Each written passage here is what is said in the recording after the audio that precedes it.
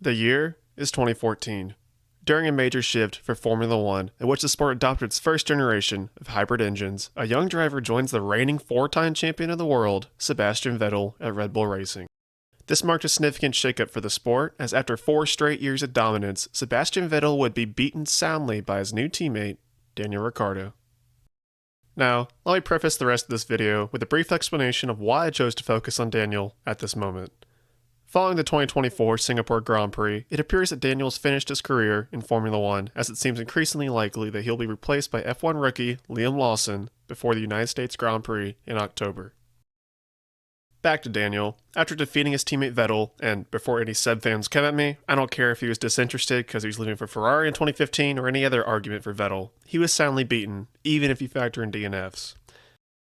Anyway, after winning 3 races in 2014 in a season utterly dominated by Mercedes drivers Lewis Hamilton and Nico Rosberg, Daniel struggled with Renault's engine reliability in 2015, finishing only 8th in the driver standings. Still, given the tools he had, he managed decent results, no matter how bad the French engineering was.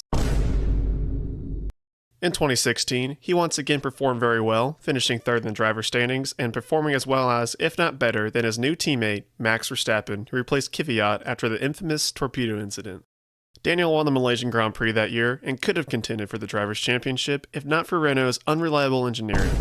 Moving into 2017, those issues continued to hold him back in a year dominated by revitalized Lewis Hamilton and Sebastian Vettel, with Mercedes and Ferrari at the forefront.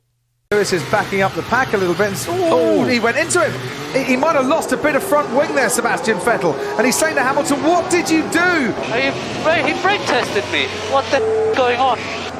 Vettel literally just came alongside me and turned in and hit me. I love that clip. Anyway, despite that, Daniel still won this race, which was the first Azerbaijan Grand Prix, again beating his teammate, Max Verstappen. However, by 2018, it became clear to Daniel that the team was favoring Max over him. Despite having his best season at Red Bull since 2014, winning 2 races, rumors began to swirl about his potential departure. Factors like Red Bull paying Verstappen more and for longer term, despite Daniel's better results on paper, and incidents like their crash in Baku continued to fuel these rumors.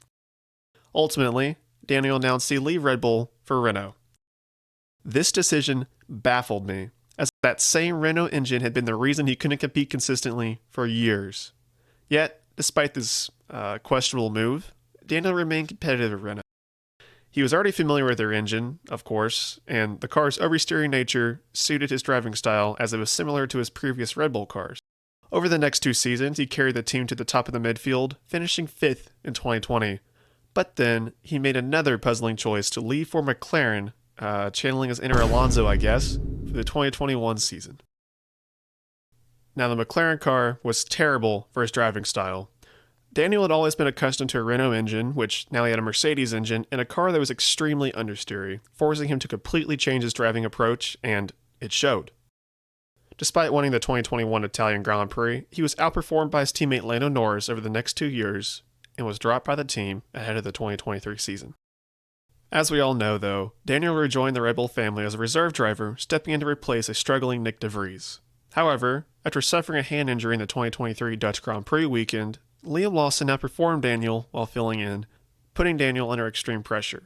He now faces the challenge of either outdriving Checo for the Red Bull seat, which I think he or Yuki, more so Yuki, could achieve, and that brings us to today.